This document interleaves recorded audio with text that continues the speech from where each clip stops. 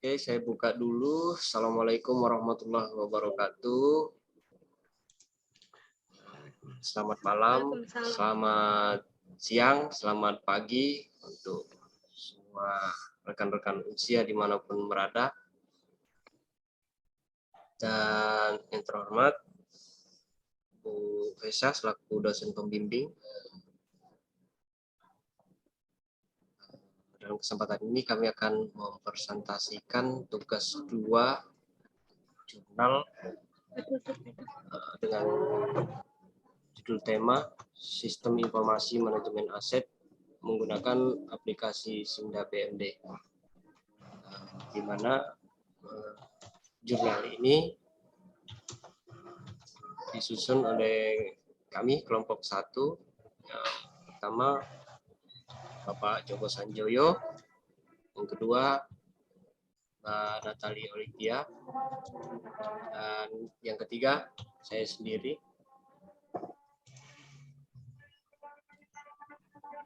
Oke, kita masuk di bab 1 pendahuluan.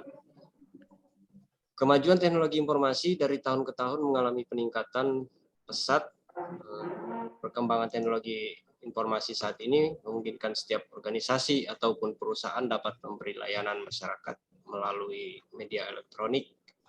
Salah satu usaha yang dapat dilakukan dalam pengelolaan organisasi sektor publik, khususnya pada organisasi pemerintah, adalah dengan memanfaatkan perkembangan teknologi informasi dalam menjalankan proses tugas pegawai. Landasan hukum Undang-Undang Keuangan Negara Nomor 17 tahun 2003 tentang keuangan negara, kemudian Undang-Undang Nomor 1 tahun 2004 tentang perbendaharaan, Undang-Undang Nomor 15 tahun 2004 tentang pertanggungjawaban keuangan negara yang tercantum dalam Peraturan Menteri Keuangan Nomor 109/PMK titik 06/2009 tentang pedoman pelaksanaan inventaris, penilaian, dan pelaporan dalam rangka penertiban barang milik negara. Selanjutnya, Permendagri nomor 19 tahun 2016 tentang pedoman pengelolaan barang milik negara. Baik, Simda BMD. Simda BMD merupakan program aplikasi teknologi informasi yang dapat membantu pemerintah daerah untuk memberikan informasi manajemen sebagai tata kelola yang baik sebagai wujud e-government, termasuk pengendalian transaksi dan informasi yang memadai. Teknologi informasi ini merupakan salah satu teknologi yang memiliki fungsi untuk mengolah data guna menghasilkan informasi yang memiliki nilai yang mana nantinya akan mempermudah di dalam penyediaan database mengenai kondisi daerah yang terpadu baik dari aspek keuangan, aset daerah, kinerja daerah, maupun pelayanan publik yang dapat digunakan untuk menilai kinerja pemerintah daerah. Selain itu, teknologi ini juga menghasilkan informasi yang komprehensif, tepat, dan akurat. Selanjutnya, melalui informasi ini juga dapat digunakan sebagai bahan untuk mengambil keputusan oleh seluruh pemangku kepentingan.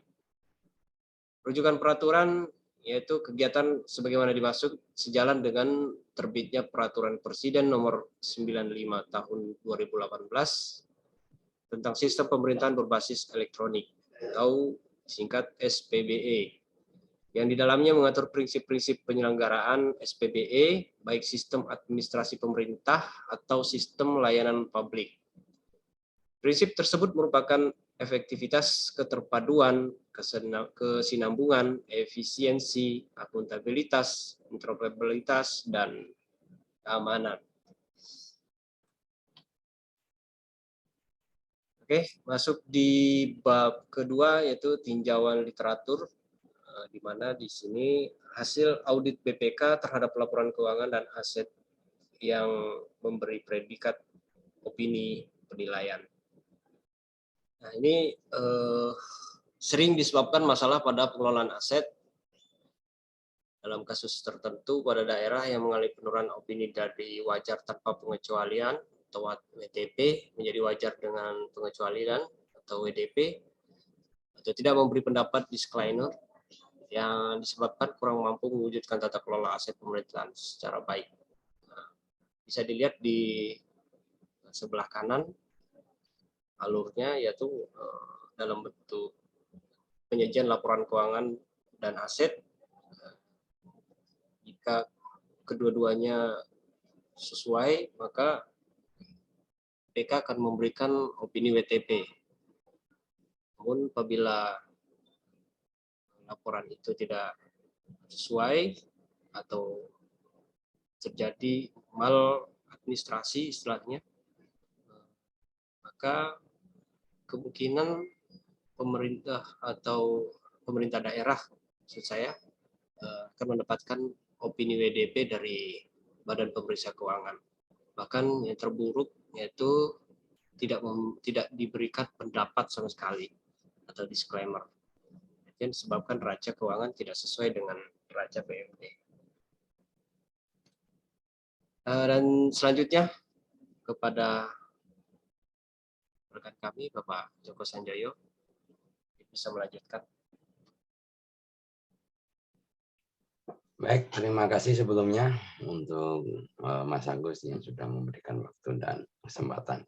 Saya lanjutkan untuk penjelasannya masalah komponen penilaian BPK. Di sini kita bahas komponen penilaian BPK atau Badan Pemeriksa Keuangan berdasarkan pengelolaan aset, aspek perencanaan, kebutuhan dan penganggaran, pengadaan penerimaan, penyimpanan dan penyaluran, penggunaan penatausahaan, pemanfaatan atau penggunaan pengamanan dan pemeliharaan, penilaian, penghapusan, pemindah tanganan, pembinaan, pengawasan, serta pengendalian, pembiayaan dan tuntutan ganti rugi yang harus disajikan dalam bentuk laporan cetak dan digital. Analisis literatur, analisis berdasarkan literatur menunjukkan bahwa penggunaan SIMDA BMD sangatlah tepat. Karena selain ramah biaya, aplikasi ini juga sudah direkomendasikan oleh Badan Pemeriksa Keuangan BPK dan tentunya dipastikan langsung oleh BPKP dalam pengembangan dan pelatihan SDM kepada pengguna untuk menghasilkan data dan informasi secara tepat dan akurat. Next, Mas Agus. Bab 3, metode penelitian. Dalam kesempatan ini kami memakai metode penelitian yaitu jenis penelitiannya kualitatif deskriptif. Di sini gambaran sebuah kondisi dari situasi dan fenomena secara faktual dan akurat mengenai fakta-fakta yang diteliti. Adapun fakta-fakta yang diteliti yaitu pendekatan yang digunakan dalam fenomenologi, di mana penelitian dilakukan dengan situasi yang alami, di antaranya yaitu A, jenis dan sumber data. Di sini terbagi lagi antara data primer, di mana data primer adalah data yang diperoleh dengan melakukan wawancara, dan B, data sekunder, yaitu data yang diperoleh dari dokumen-dokumen dasar penyusunan neraca. Yang ketiga, jenis pengumpulan data, yaitu wawancara, pengamatan, observasi, dan dokumentasi. Oke, dilanjut. Ini masih dalam pembahasan dan analisis. Pembahasan adalah dalam proses mengimplementasikan sistem informasi manajemen daerah atau SIMDA, BMD, masih menemukan kendala akibat keengganan beberapa aparatur sipil negara atau ASN yang ditugaskan sebagai user atau admin kerap kali berganti sehingga SDM sebagaimana diharapkan tidak terwujud, yang mengakibatkan munculnya persoalan baru terkait kesalahan input data, kurang akuratnya informasi yang dihasilkan. Pada kondisi yang lain, laporan keuangan menjadi efek relevan, pada kondisi yang lain laporan keuangan menjadi tidak relevan karena realisasi penggunaan anggaran pada neraca tidak sesuai dengan realisasi fisik dan mendapatkan opini tidak wajar dalam LHP BPK. Hasil analisis di sini hasil analisis kami adalah manajemen sistem, yaitu aplikasi SIMDA, output aplikasi SIMDA BMD mereklas secara otomatis menurut klasifikasi kode barang, jenis barang, dan nilai barang di bawah kapitalisasi. Output aset tanah, yaitu yang dikumpulkan dalam form KIP A, aset peralatan dan mesin itu dalam form KIP B, aset gedung dan bangunan dalam form KIP C, aset jalan, irigasi, dan jaringan itu masuk dalam KIP D, aset tetap lainnya yaitu KIP E, aset konstruksi dan pengerjaan KIP F, aset lainnya KIP L, ekstra kompatibel atau nilai di bawah kapitalisasi, dan I neraca. Oke, next. Ini tampilan SIMDA BMD. Di sini di beranda sekali kita akan membuka, maka akan muncul tampilan seperti yang di layar. Untuk selanjutnya melakukan proses login input. Proses input pengadaan data aset baru berdasarkan dokumen pengadaan SKPD.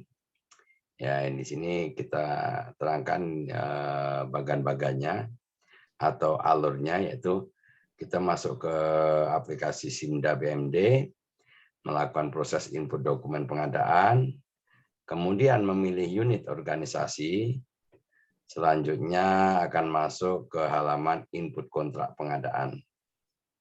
Dilanjutkan ke proses input SP2D, kemudian akan masuk ke halaman input dokumen berita acara serah terima atau BAP serah terima, berita acara B.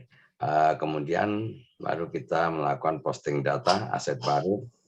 Di sini sistem akan mereklas secara otomatis sesuai kode barang ke KIP. Selanjutnya,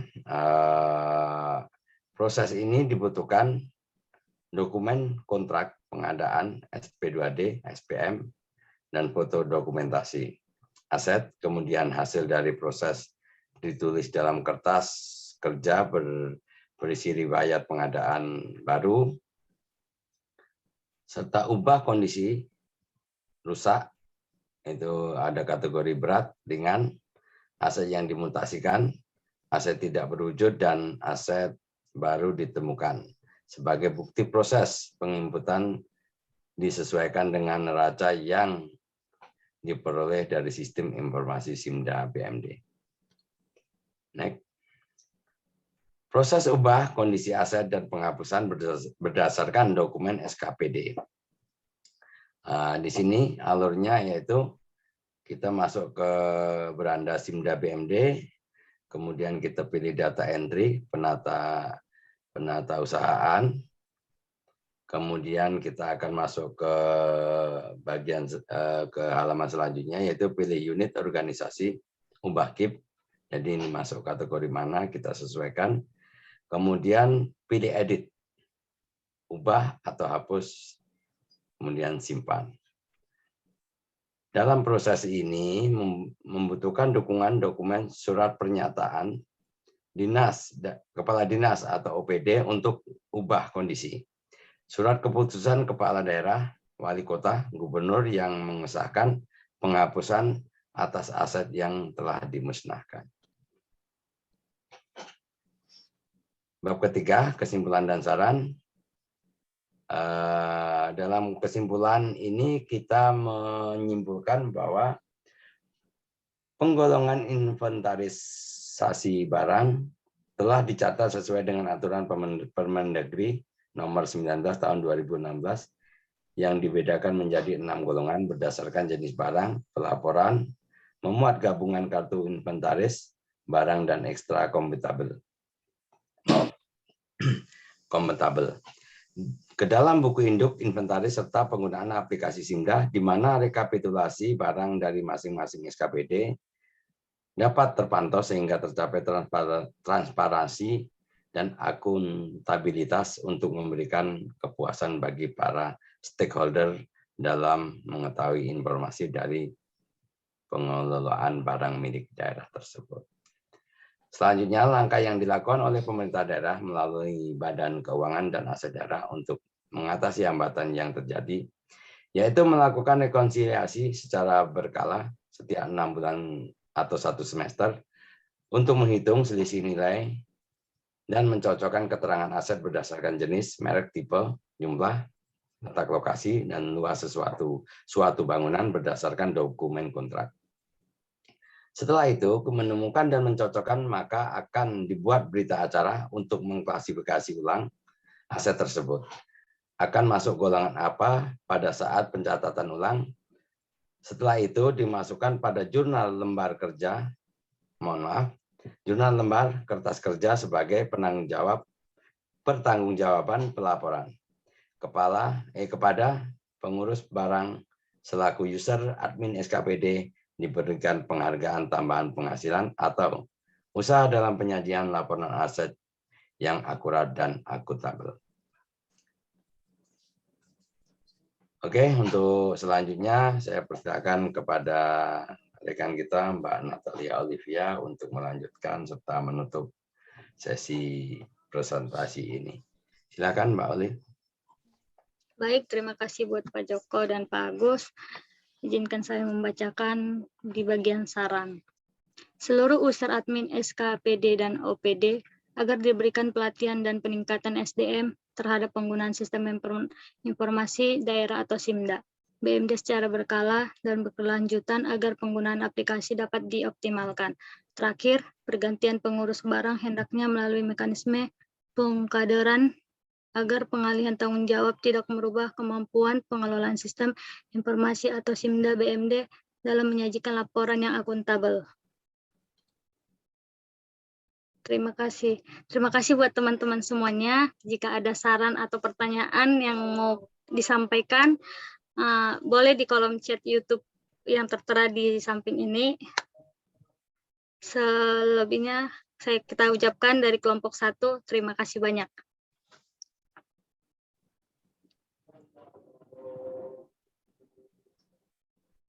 Oke, cukup ya.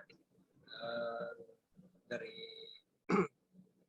kami kelompok 1, sebelum mengakhiri,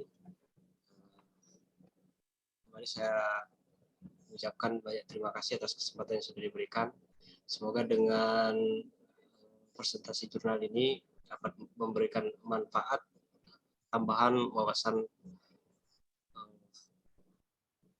ilmu kita. Dan saya tutup.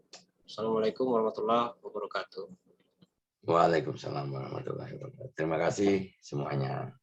Terima kasih. Selamat malam, Bapak.